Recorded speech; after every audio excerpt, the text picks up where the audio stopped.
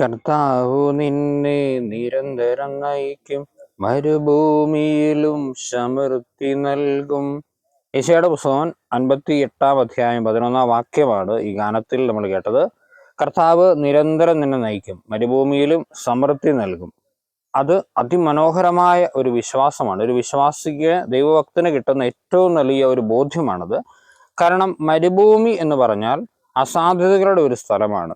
അവിടെ ജീവനെ പിടിച്ചു നിൽക്കാൻ, മനുഷ്യർക്ക് ജീവിക്കാൻ വലിയ ഏറ്റവും ബുദ്ധിമുട്ടുള്ള ഒരു സ്ഥലമാണ്. പ്രതീക്ഷകൾ അസ്തമിക്കുന്ന ഒരു സ്ഥലമാണ്. പക്ഷേ അവിടെ ദൈവം സമൃദ്ധി തരും. അതായത് നീ വിശ്വസിക്കുന്ന നിന്റെ ദൈവം നിന്റെ മരുഭൂമി അനുഭവങ്ങളിൽ, ജീവിതത്തിന്റെ സങ്കട അനുഭവങ്ങളിലും പ്രതീക്ഷ തരുവാൻ, ഏറ്റവും നല്ലത് നിനക്ക് വേണ്ടി കാത്തുവയ്ക്കുവാൻ കഴിവുള്ളവനാണ്. ആ ബോധ്യത്തോടെ നമുക്ക് പ്രാർത്ഥിക്കാം. ഈശോ അനുഗ്രഹിക്കട്ടെ. നമ്മുടെ കർത്താവ് ഈശോ മിശിഹായുടെ കൃപയും പിതാവായ ദൈവത്തിന്റെ സ്നേഹവും പരിശുദ്ധ സഹവാസവും നമ്മളെല്ലാവരും കൊണ്ടുവരട്ടെ, ഇപ്പോഴും എപ്പോഴും എന്നേക്കും. ആമേൻ.